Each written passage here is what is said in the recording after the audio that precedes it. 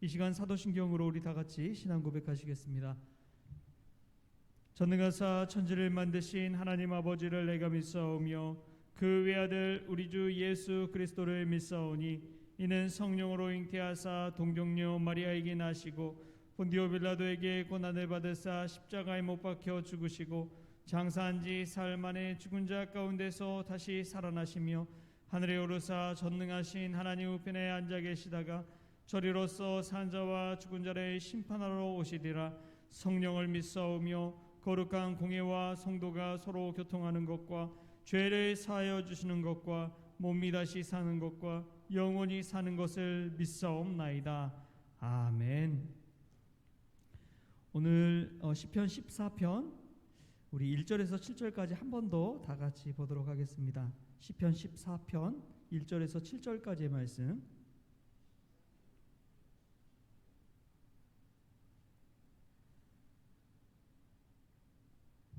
한 목소리로 합독합니다.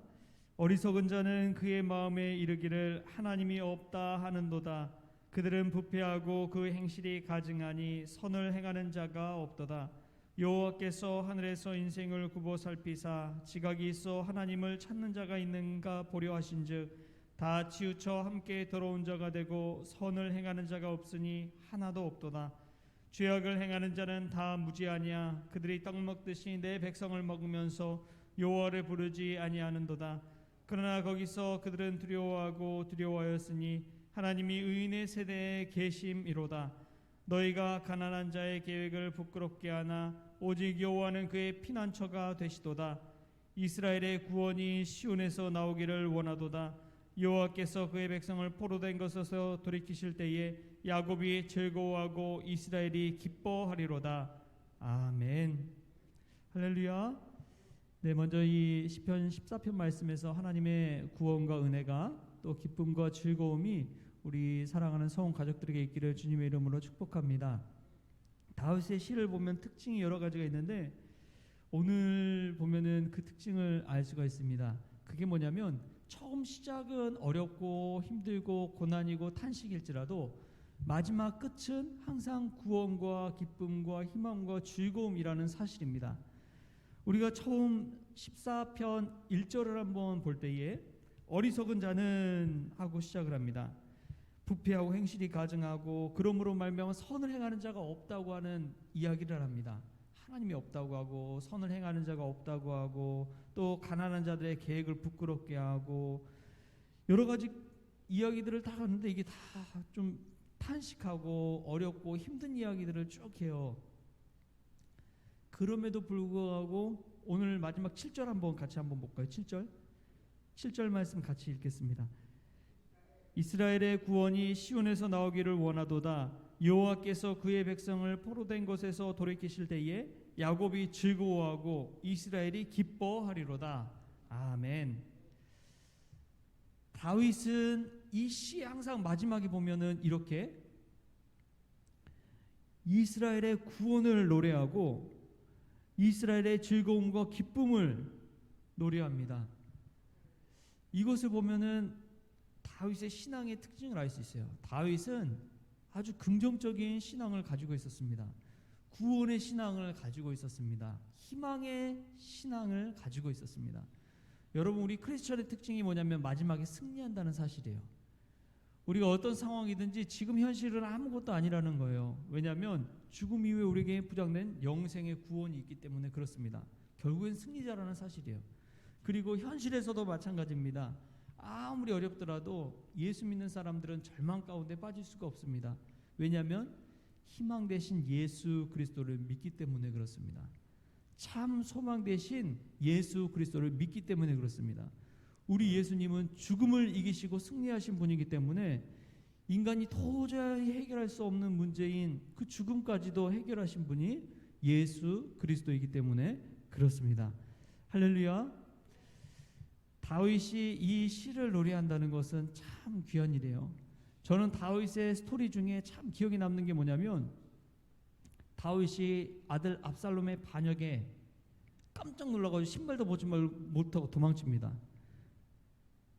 도망쳐요. 그냥 뭐 준비할 것도 없이 갑작스럽게 벌어진 일입니다. 그러자 막 주변에서 다윗을 욕하고 비난하고 막 하는 사람들이 있어요.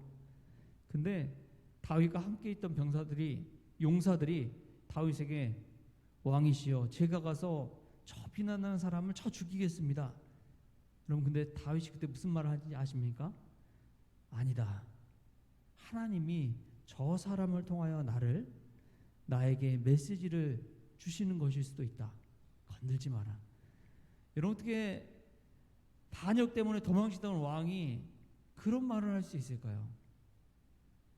그 급박한 상황 속에서 악에 바치고 분노하고 화가 나고 있을 수가 없는 일을 겪고 있는 상황 속에서 자신을 비난하는 사람이 하나님의 메신저일 수 있다는 거예요. 그러한 믿음으로 다윗은 갔다가 결국에는 승리하고 다시 돌아옵니다. 다윗의 신앙이에요. 사랑하는 성도 여러분, 정말 하나님을 믿는 믿음 안에 있는 사람은요, 어떤 상황에서든지 그곳에서 하나님의 메시지를 발견하려고 한 사람이 정말 하나님의 사람인 줄 믿습니다. 어제 우리 목사 중창단에서 목사님들이 왔다 갔어요.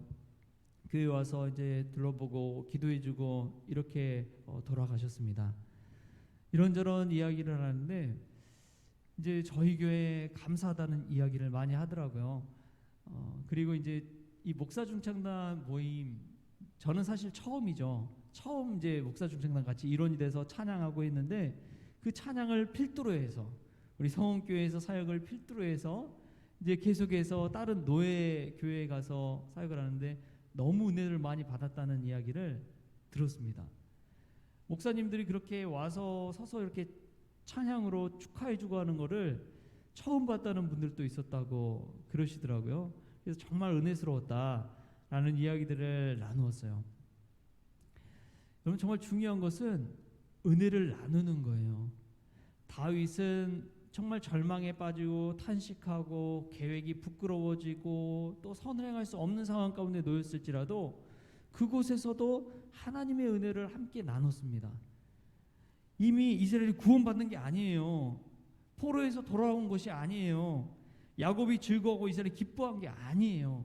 그럼에도 불구하고 이 7절 마지막에는 자신의 은혜를 생각하면서 선포하는 것입니다. 내가 즐거워할지어다, 내가 기뻐할지어다, 이스라엘이 구원받을지어다. 그때에 이스라엘의 구원이 임하고 야곱이 즐거워하고 이스라엘이 즐거워한다는 거예요. 야곱이나 이스라엘이나 다 똑같습니다. 이스라엘 전체를 말하고 있는 거예요. 사랑하는 성도 여러분, 어떠한 상황 가운데서든지 다윗이 믿음을 포기하지 않고 하나님의 구원을 바라본 것처럼, 하나님의 소망을 노래한 것처럼 오늘 하루를 살아가며 또 한 주간을 정리하면서 우리가 구원의 삶, 소망의 삶을 노래할 수 있기를 축복합니다. 다윗은 어떤 상황에서도 하나님의 구원을 바라봤습니다. 어떤 상황에서도 하나님의 메시지를 발견하고자, 하나님의 뜻을 발견하고자 노력했습니다. 그게 신앙인의 참 모습입니다. 오늘 하루를 살아가면서 이스라엘의 구원과 소망을 노래한 다윗처럼 정말 힘든 상황 속에서 나에게 주신 그 은혜를 생각하면서 감사하고 나누고 선포할 수 있는 우리 믿음의 성원 가족들 다 될 수 있기를 주신 예수님의 이름으로 축원합니다. 기도하겠습니다. 하나님 감사합니다. 어떤 어려운 상황 가운데서 다윗이 구원과 기쁨과 즐거움을 선포한 것처럼 저희들도 삶 가운데서 하나님 바라보며 구원을 노래하기를 원합니다. 끝까지 포기하지 않고 소망을 바라보길 원합니다. 저희들의 삶 가운데 하나님의 뜻을 발견하기를 원합니다. 주님, 은혜 베풀어 주옵소서. 그 은혜를 깨닫고 감사할 수 있는 마음까지도 허락하여 주시고 다윗처럼 끝까지 그 구원을 바라보며 승리케 되는 역사가 있게 하여 주옵소서. 감사하며 예수님의 이름으로 기도합니다. 아멘. 우리 주님이 가르치는 기도로 오늘 새벽 기도를 마치겠습니다. 하늘에 계신 우리 아버지여, 이름이 거룩히 여김을 받으시오며 나라가 임하시오며 뜻이 하늘에서 이루어진 것 같이 땅에서도 이루어지이다. 오늘 우리에게 일용할 양식을 주시옵고 우리가 우리에게 죄진 자를 사하여 준 것 같이 우리 죄를 사하여 주시옵고 우리를 시험에 들게 하지 마시옵고 다만 악에서 구하시옵소서. 나라와 권세와 영광이 아버지께 영원히 있사옵나이다. 아멘.